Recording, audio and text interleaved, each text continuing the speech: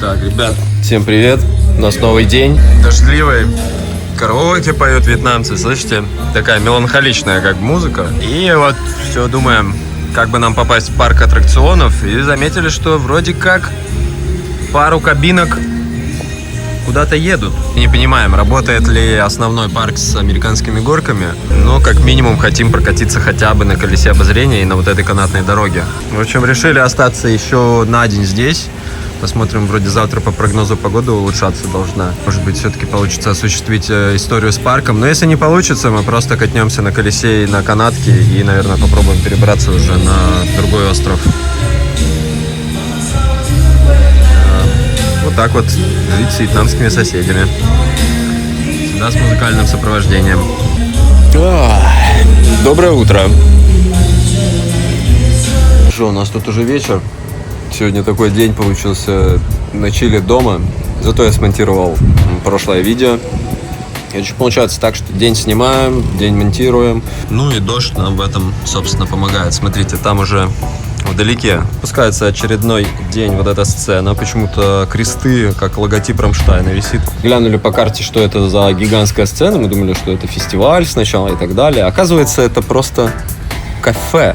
Это просто вьетнамское кафе, которое работает круглосуточно, без выходных, каждый день, абсолютно. Короче, вот такие вот здесь масштабы кофеен. А еще столкнулись с проблемой, что здесь категорически мало мест с европейской едой и супер сложно заказать доставку. Реально, вот Митяй там 3 раза уже пытался заказать доставку, я вчера пытался несколько раз заказать. В итоге нам пришлось ехать посреди ночи в какой-то рандомный бар, и мы там купили себе по бургеру. Я не знаю, как это произошло.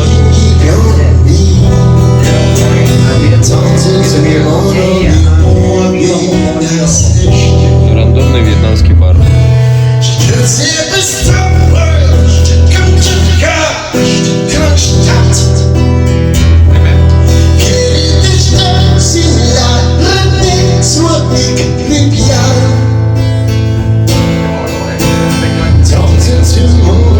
В общем, есть некие трудности пребывания в этом городе во время, когда здесь не сезон и практически нет туристов, а значит и нет услуг. Что, у нас вечерняя вылазка в центр.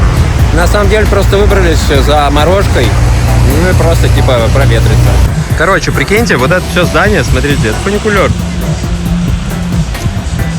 Работающие механизмы. И он прямо отсюда, значит, запускает нас через вот эту хрень к колесу обозрения.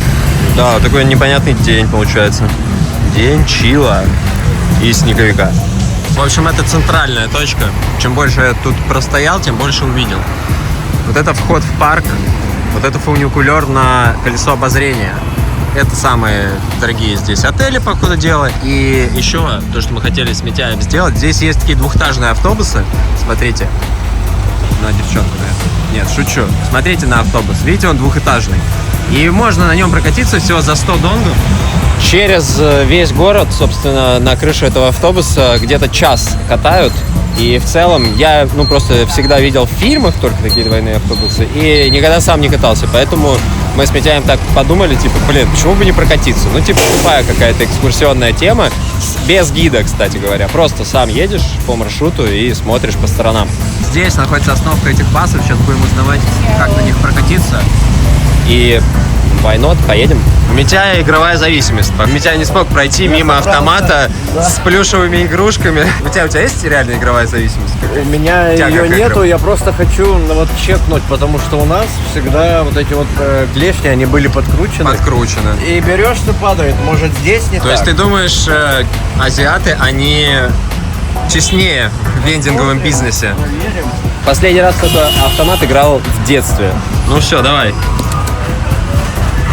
Ну, бро, это что-то было несерьезно. Подожди, ты геймер вообще или нет? Ты сказал, что ты шаришь в этом дерьме. Тут зачем эту палку посередине положили, блядь? Я не знаю. Ты видишь? Да, я вижу. Смотри, розового более объективно вытащить, чем миньон. Миньон, он сейчас не в связке, бро. Ты что, ты швабру хочешь вытащить? Смотри, они с этой палкой. А зачем они сюда положили? Все, ты слился. Вот так вот, друзья, начинается игровая зависимость. 2 раза слил бабло, и еще 20-очка пошла. Так можно и хату потом продать. How much? 30 luôn à. Сколько? 30. Фоте? 40, блядь, тысяч. Девочек предлагают. Мы сейчас поедем вот на этом красном басе вокруг всего вот этого города. Чил экскурсионный день устроим себе, потому что я уже, честно, не знаю, чем здесь заниматься в такую погоду. Видно, что этот город находится в спячке. И то, что здесь еще хоть что-то работает, нам просто повезло. Так, то что вы думаете? Митяй, значит, поиграл в игровые автоматы. А теперь уже стоит и у какого-то таксиста узнает за съем вьетнамских девочек. Окей, что ты там узнал? Да что узнал? Стандартная история. Подъезжает чувак и говорит там... Да это я уже знаю. Сколько там цен тебе назвали? 700. 700? 40 минут. Ну что, это нормальная цена? Это нормальная цена. Нормально? Может, мы за 100 донгов сейчас на автобусе 100%, час прокатимся? 100%. Это я на будущее. Мало ли, там что-то скучно ночью станет, бессонница там или... Так, сейчас мы узнаем за этот сити-тур. 162, А там была на годе сотка, да? 103. Ну как бы я бы поехал. Да и я бы поехал. Ну, значит, поехали. Берем 2. 318 донгов на двоих за час прогулки по самым центральным частям этого города на двухэтажном автобусе. Именно ночью хочется посмотреть, потому что если я еду на скутере, я не могу снимать, и хочется вот с 2 рук поснимать все вот эти ракурсы, виды, и вообще просто показать вам, как выглядит. Ну, чтобы понимание у вас было, как вообще этот выглядит город ночью, а не только днем. Мы, получается, едем на другую сторону города, где мы были вчера. Ну, короче, нормальный такой маршрут на север города. У нас есть где-то минут 25, чтобы просто прогуляться до старта автобуса. Здесь абсолютно ничего интересного не будет происходить. Это улица стритфуда, которая вот как-то наполовину работает. Да я бы даже сказал, нет, не наполовину. Где-то процентов на 30 здесь все вообще работает в целом. Вот. Еда? Hello, sorry, Hello. listen to me. Hi. Да, я. How long beer? No, thank you, bro. Why lost? В основном, кстати, здесь продают сифуд. И даже если посмотреть на Граби, один из самых больших агрегаторов еды здесь в стране, то в основном практически каждый ресторан здесь, каждый второй, может, это ресторан сифуда. Гипнотизируют просто нас эти дома. Первый раз нахожусь вот в таком вьетнамском городе, прямо красивом, таком масштабном. И чем-то мне это напоминает. Я не был в Гонконге, но видел всякие светящиеся вот такие видосики с улиц. И чем-то вот напоминает, как будто бы мини-Гонконг. Наш бас уже здесь стоит. Сейчас будем грузиться. Так, ну что, давайте посмотрим. Пока что, кроме нас, как мы видим, здесь никого нет. Внутри вот так вообще нефиг делать. Смотри-ка. Бесплатные вьетнамские шляпы можно брать, чтобы, ну, я не знаю, почувствовать себя максимально вьетнамцем. И наверху вот такая платформа. Оп. Смотрите, они все протирают, потому что все в каких-то листьях. Листьях вот этого дерева. Так, бро, ну мы тут вообще как будто забронировали весь этот автобус. Смотри, а что это такое? Какие-то это можно воткнуть сюда наушники и аудиогид включить на другом языке. А давай-ка посмотрим, русский язык ли есть? Таиландский есть, русский. О, отлично. Офигеть, русифицированный автобус. Здесь что-то будет рассказываться. Посмотрим. Я пока что сам не понимаю. Красота. Они снимают нас, а мы снимаем их. Рекурсия. К нам подтягиваются еще какие-то люди, мы все-таки будем не вдвоем на этом автобусе. А я-то думал. У нас тут уже добавление, народ нормально так набивается. Может быть, даже целый бас будет. Мы стартанули, кажется. Наша обзорная экскурсия по городу Халонг начинается. Друзья, примите удобные позиции, налейте себе чашечку вкусного кофе, приготовьте бутерброды. Мы отправляемся в путешествие по прекрасному городу. На пляже начали взрывать салюты, как раз прям вовремя.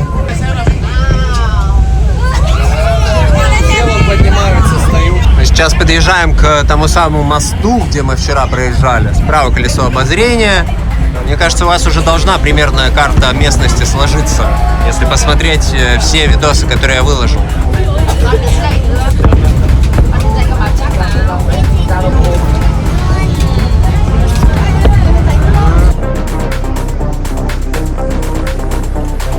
Ночную часть города Северную мы еще не видели. Я уверен, что по тому, что мы в прошлом видосе увидели, я уверен, что вечером там будет просто офигеть как красиво и все подсвечено. Видишь, так все в моменте получается. Мы вот вообще не планировали на самом деле на этом автобусе прямо сейчас ехать. Мы просто вышли, в снеговичок, купить себе сок и мороженое. И вот уже едем. Magic просто, реально. Мы стоим, едим это мороженое и обсуждаем. Точно, мы хотели на автобусе двухэтажном покататься. И просто раз такой, раньше мы не замечали, что он, стоял просто рядом с нами. И он просто хоп, материализовался. И оказывается, мы были возле остановки. Мысли материальны.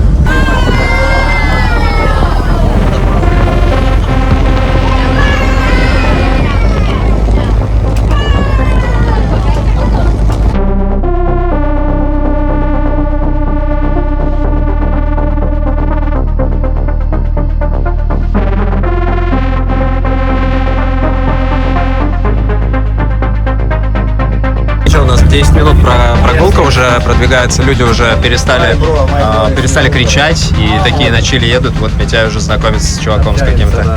Чувак интересуется, кстати, это ютубер, блогер, что снимаешь? Мы продвигаемся.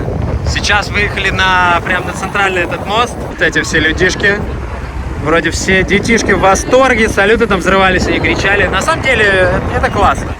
То есть немножко так настроение подзарядило даже.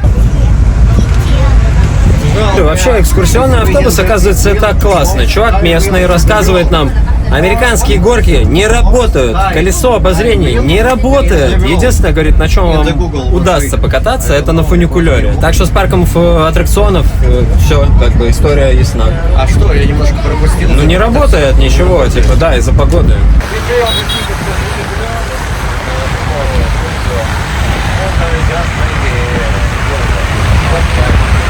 Мы едем, что-то болтаем с этим чуваком, узнаем, в общем, всякую информацию и забываем, что вокруг нас проплывает целый город.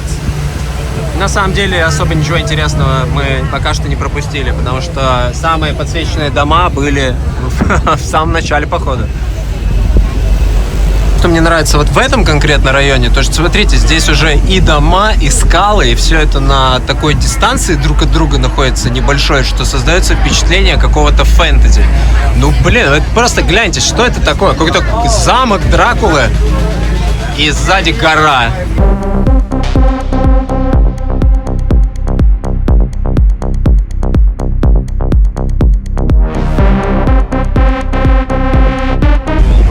Вот это мои любимые пейзажи. Так, а мне нужно нажать вот это? Дома и скалы. Я понял, что я люблю дома и скалы. To English, this only with... Просто вот это самый большой арт-объект, который я видел за сегодняшний день.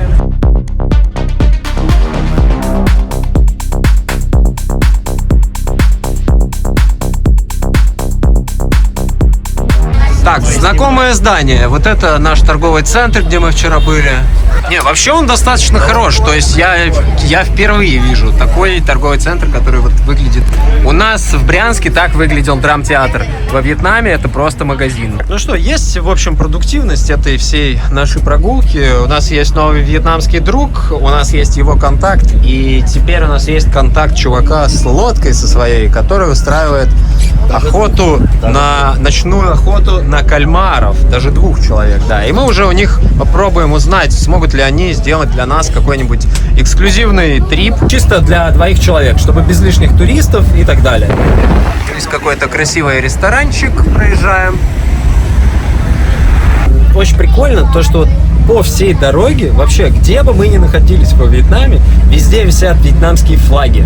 То есть абсолютно везде, через каждые 5 метров. То есть Вьетнам как будто бы говорит: мы Вьетнам, вот он мы, смотрите, какие мы все вьетнамцы. У нас тут повсюду флаги, и мы такие патриотичные. Не, я не против патриотизма и так далее, но когда его вот столько, что ты просто оборачиваешься вокруг, и ты понимаешь, что вот все вокруг об этом кричит. Так, а вот это наш вчерашний атомный кит. Может быть, мы тоже как-нибудь туда попробуем пройти, но что-то у меня такое ощущение, что там внутри ничего интересного нет. Снаружи, в общем, посмотреть достаточно.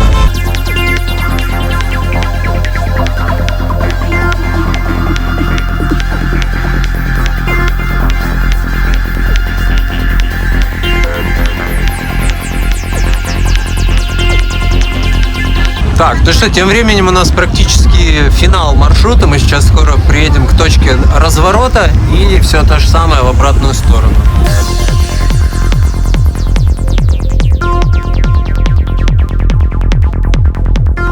Нормально, с ветерком, круто. Да, неплохо. Короче, даже 160 долларов, в принципе, стоит того, чтобы часик вот так просто прокатиться. Единственное, тут уже как повезет, это если можно так попасть, что, ну, будут какие-нибудь кричащие маленькие дети, совсем маленькие, и я этого больше всего боюсь. Реально. Прикинь, такой страх. Какой у тебя самый большой страх? Маленькие кричащие дети. О, кстати, это был бы деструктивный. Это Было бы совсем, то есть я бы вышел на ходу. Мы, по ходу дела, приехали. Вот пляж, получается, пляж северного города. Смотрите, время 10 часов вечера, здесь практически нет людей вообще, абсолютно. И реально этот район, он похож на... Ну, абсолютно не похож на туристический район. Здесь ничего не происходит, кроме какой-то городской движухи, граффити, вот этих вот мероприятий местных. Все, едем обратно. Кстати, вот в этот Баотанг, это музей, который мы вчера проезжали, можно было бы тоже сгонять. Мне кажется, что масштабное здание, там можно на целый день застрять, поглазеть вообще на всю эту историю. Но, опять же, если это просто целый музей войны, то погружаться в эхо войны, как бы, это такая себе история. Поэтому он черный, да? Да, то есть Траурный, типа. цвет скорби. Вот это. Пиздец. Не, я не хочу туда. Цвет скорби мы бракуем. То есть, и лучше, а можно пойти не в черное здание, а в какое-нибудь зеленое, например, или желтое. Почему так получилось? Мы вроде едем, и раз, а людей уже почти нет с нами. Их я не знаю, они... Куда они делись? Это какой-то крипер из Майнкрафта. Это часы. А сколько времени? Время пить чай. Да, время пить чай, поднимать банку. Да, немного жаль, что мы не сможем покататься на этом колесе обозрения. Самое высокое в мире.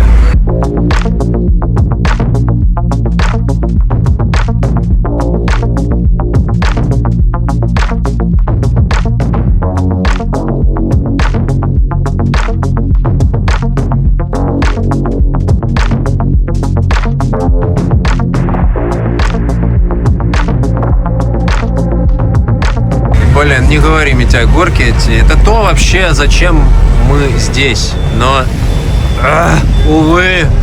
Ну что, мы уже приехали, вон он, мой любимый снеговичок. Обожаю снеговичка, просто снеговичок это топчик. А называется этот снеговичок Михуе. Если вы будете во Вьетнаме, обязательно зайдите и вы съешьте там мороженое. Оно нихуевое. Единственное, что мы не сделали, это мы не проверили работоспособность русского гида. Спонтанная развлекуха за 165 донгов. Ну что, друзья, это спонтанный мини-видос получился. В любом случае, спасибо, что его посмотрели. В целом мне понравилась эта прогулка. Может быть, кому-то покажется, что это что-то такое, ну, типа, я не знаю, тупой какой-то туристический движ. Но для того, чтобы изучить город и вообще расслабленно посмотреть на него с разных сторон, рекомендую. То есть цена оправдывает вот это вот мини-путешествие. У нас что-то завтра будет происходить, переезды, планирование, какие-то путешествия на будущее. Хз вообще, на самом деле. Все. Не, мне нравится, в каком режиме все это продвигается, но где мы окажемся через неделю, я вот даже представить не могу с таким темпом, с каким мы двигаемся. В общем, будь как будет. Давайте, всем удачи, всех обнял, скоро увидимся, пока. Тут только что ситуация такая произошла. Митяй вот здесь вот подошел. В общем, здесь наблевано, короче. Рядом с блевотиной лежал телефон чей-то. Вот здесь он лежал, нереально. Митяй, короче, его подобрал, мы отдали его вот в этот ларек. Вроде они обрадовались. Твори добро, и добро вернется к тебе.